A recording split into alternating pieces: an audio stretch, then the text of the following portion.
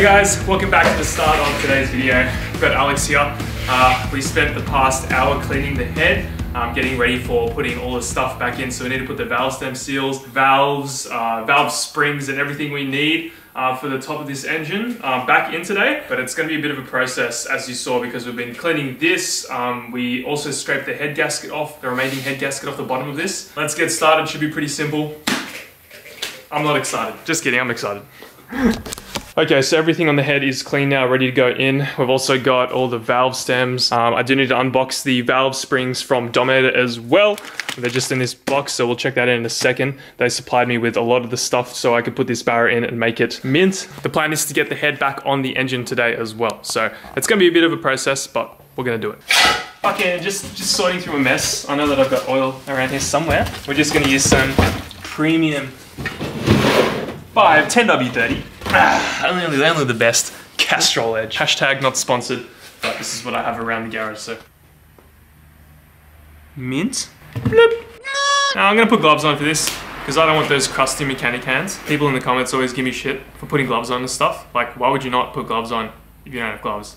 That's dumb, bro. I mean, if you have them, then you'll use them, but if you don't, then it makes sense not to. So here are the valve stem seals. I'm just guessing that they're all the same for intake and exhaust side. I'm gonna dip my finger in some oil. I'm gonna put some oil in there. I'm gonna slip them on and hopefully it just goes on nicely. You see that? Not really, no. Oh, but there you go, that's on. These are actually extremely easy to do. Other engines that we've done valve stem seals for, like you have to have a special tool or a socket to press them back on, whereas these just like press on pretty nicely. It's getting a bit slippery.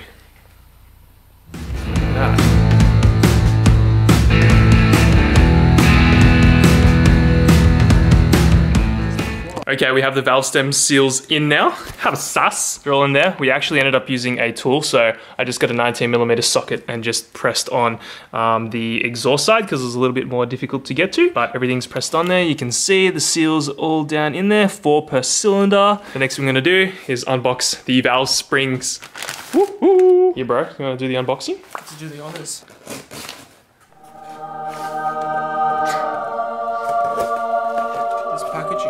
Valve springs. Cut it open. Don't hit the spring, obviously. So here's the old spring versus the new spring. You can see like I can almost, oh, look at that. I'm actually moving it with my hand. You try to move that with your hand. I'm using 2 hands. Yeah, oh yeah. Only with 2 hands you can do that, right? Like with 1 hand, barely. Yeah, but this one's like, it's flimsy and stuff. So the reason why you replace these is because at like about 350 kilowatts, the valve spring starts becoming floppy. So it doesn't actually put the right amount of tension on the valve. So you start having valve float. So these are a bit stronger and stiffer. So it won't have any problems with that. Beefy. This is the guy she tells you not to worry about. No! So what we're gonna do now is we're gonna chuck the new springs in. So we need to get the old valves. I've already cleaned them up enough. I've already got it all in order. So I need to get the 2 intake valves back, front. Okay, so we're gonna put some oil around here, get that nice and lubed up. And we're gonna chuck it. If I can see. Is it sealing right? I have no idea.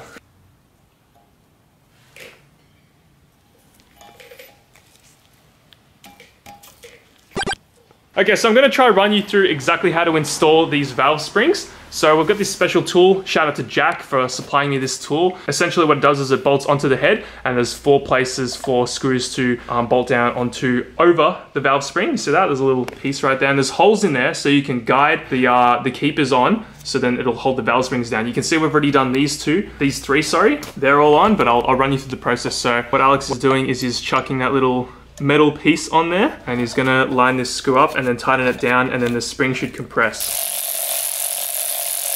And now you can see the top of the valve, there's like 3 little divots and that's what the keeper sits on. So Alex is just using some Vaseline and he's chucking it on the end of his screwdriver. Yeah, he's better than me. I don't know. Oh, whoa, bro, chill. He's too fast. How are you doing this, bro? Now he's gonna loosen it and then the spring should stay in place. Other way, other way.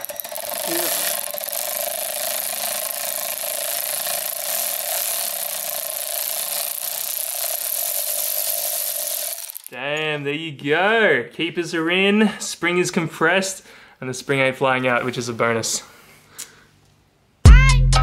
Fuck you, bro.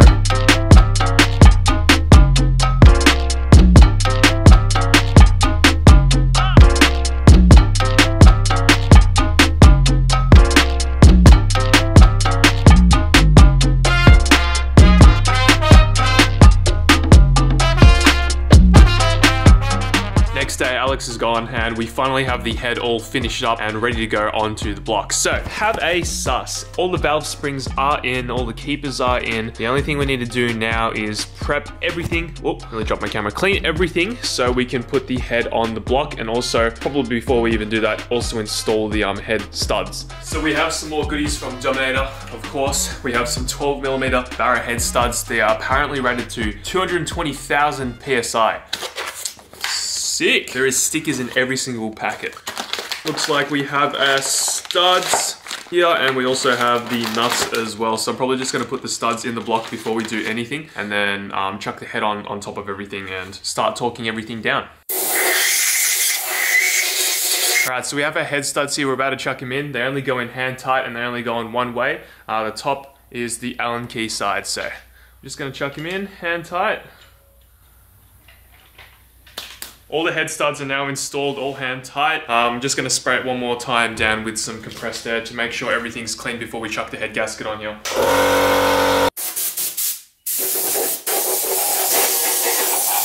Yeah, that looks right.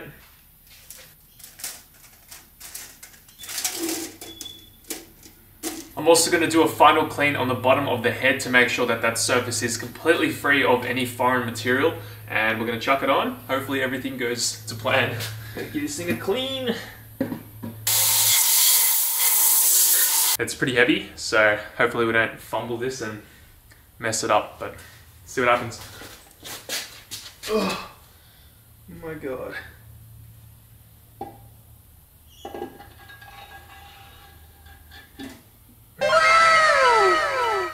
Damn, that went on pretty seamlessly.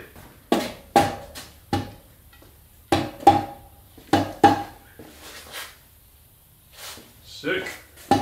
Alright, we have our washers and bolts to go onto the head studs now. So what you're going to do is apparently get a lot of lubricant on the inner side of the bolt and chuck a lot of lube also on the washers as well. We're now ready to torque the head bolts, and what we're going to do is do a sequence. So we're going to start from the middle and then go outwards, and we're going to start off with 70 foot-pounds, then 85 foot-pounds, then 100 foot-pounds. So it even says on the box, go in stages, and that should give us a nice seal on the head gasket, and we'll have to come back later and finish everything off. But yeah, we've got our torque wrench, need to set it all up, and yeah.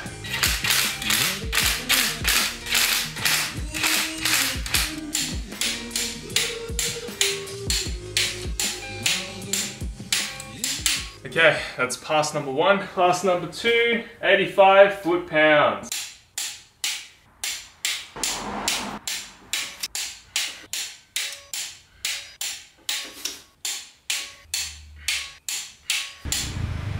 Alright, we finally have the head all torqued on. We went 3 stages, 75, 80, and then 100 foot-pounds. And it seems to be on there pretty solid. The only way that I'll find out if I've done it wrong is when it starts running with some boost. So see what happens. I don't think we need to clean off the remaining lubricant. I'm just going to sort of leave it there unless anyone tells me otherwise, but we're not chucking the cams on until we soak lifters for a whole day in oil. The next thing we're going to do now is install the billet oil pump supplied by Dominator. Another Dominator part, of course. He also gave it to me with the backing plate on there, and I really appreciate this because taking the OEM backing plate off is really difficult, it seems, from the videos I've watched. You can see he's replaced all the different bolts on the back too because they just strip. I don't know how you go. Oh, there you go.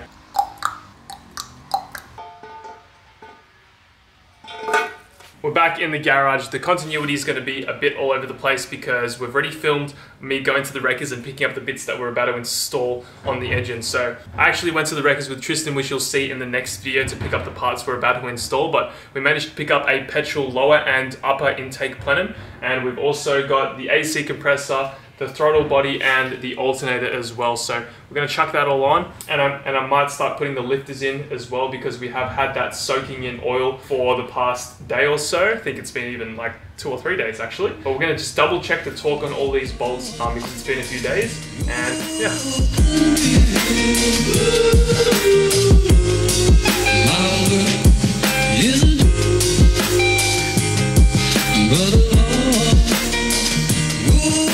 cams are on now. Now we need to put the cam caps on and pretty much tighten everything down, and that's the top of the motor sorted. We're not going to bother putting on the valve cover because we're going to paint that, and then I need to also sort out the intake plenum and all that soon. So we're just going to slowly chip away at this, and we're almost there. The engine's almost ready to go in the car, which is awesome. One question that I get asked a lot is, how do you know how to do everything? Like, are you a mechanic? Did you learn it from someone? I feel like a lot of the stuff that I do, obviously I watch my videos and all that, but a lot of the stuff is common sense. So like, you don't want metal on metal, so this is why I'm chucking some assembly lube on there, because we are putting metal on metal, and you want a thin layer of oil on everything that's metal on metal, because that'll prevent metal on metal, I guess.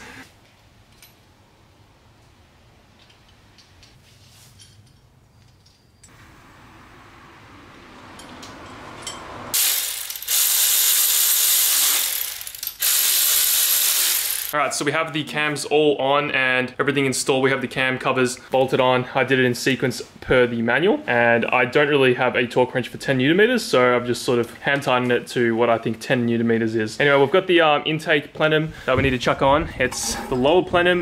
You can see it's got the holes for the injectors we got from the wreckers, and we need to take all these butterfly flaps out because the turbo doesn't actually use this. So we need to take all these screws out, then remove the rod from the plenum, and then we have to tap a thread into here and put some sealant and a bolt to seal it all up. Got some of the boys around. Got Zachy boy. Hey. What's going on? Got Kai, Mr. Hello. Kai. Hello. Oh, wait. What? Bro, don't get that close, they're gonna see. And yeah, we're just gonna chuck the plenums back on, and yeah, let's just see what we can finish by the end of today. One of the reasons why I haven't put the valve cover back on is because I will be painting it, so I'm waiting to get the paint that I want to get, and then I'm gonna put everything together, because there's kind of no point me getting everything tight and chucking it on, so.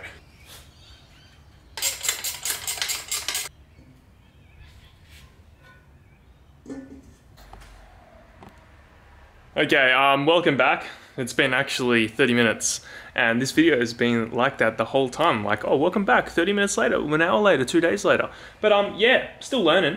Don't know what the freak I'm doing. Anyway, I got the timing chain on, and I have the upper and lower intake plenum on, and I've just got it loosely on there just to mock everything up to, I don't know, visualize this better in my head. But we've got the timing chain on. It's currently in time. I want to make sure that it is in time, confirming with you guys in the comments down below. But I've got this all lined up, but you can see it's not exactly like straight, but it is at the dot there on the cam, and this one's also at the dot there on the cam. If we come down below here, you can see that the yellow is exactly where it should be, at the lower part of this sprocket gear, whatever you want to call it, and we've got the red lining mark right there. But the timing chain should be in time. I've got the tensioner on there, but not tensioned yet. I need to pull this plastic out. Yeah, this is the Barra engine. I didn't actually disclose this to you guys, but I did get a BF/BA turbo manifold, so this is all on there. We just need to get a T3, I believe, turbo, and then we can just bolt that on and mock everything up. I do believe I can flip the exhaust manifold around so I can have it top mount, but I probably won't do that.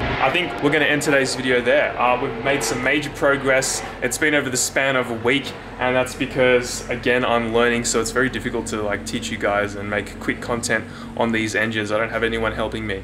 I've got people obviously helping me in the background, telling me exactly what to do and stuff, but a lot of the stuff I've got to figure out myself. Before we end today's video, huge shout out to Ford Performance Salvage. Sonny, the guy that owns that page, absolute legend. He helped me out so much. He provided me with a tool, but unfortunately that tool didn't have the exact piece that I need, so I had to use that other tool for the valve springs. And he also provided me with an alternator and power steering pump. So we still need to get the brackets to mount those things up, but once we do that, everything should be sweet, and we should be able to ship this engine off to Tristan's place and start working on it there. Thank you guys so much for watching today's video. I will see you all in the next one. Stay tuned, subscribe. Catch you later, and thanks for 50,000 subscribers. Peace out.